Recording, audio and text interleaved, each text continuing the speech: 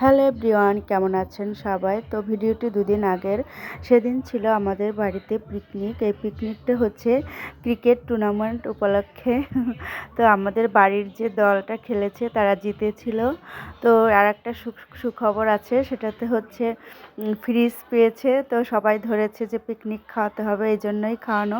তো এই যে আমরা সব কিছু গোছগাছ করছি, আর এই দিদি হচ্ছে রান্না করবে। তো খাবারের আইটেম ছিল মুরগির মাংস কষা আর হচ্ছে ভুনা খিচুড়ি।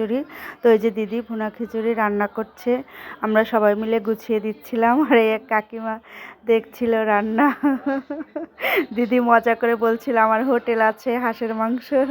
তো এই যে মাংস কষাচ্ছে দিদি, খিচুড়ি রান্না হয়ে গেছে। আমরা সবাই মিলে ভীষণ মজা করছিলাম, আর রান্নাটাও সুন্দর হয়েছিল। এই যে খিচুড়ি রান্না হয়ে গেছে, খিচুড়িটা একদম ঝরঝরে হয়েছিল, সবাই খেয়ে খুব ভালো বলেছে। তো এই যে হচ্ছে আমাদের ফ্রিজ, এই ফ্রিজটা পুরস্কার পায় ক্রিকেট টুর্নামেন্ট খেলে। তো ভিডিওটি কেমন লাগলো অবশ্যই কমেন্ট করে জানাবেন। আজ এই পর্যন্তই, টাটা।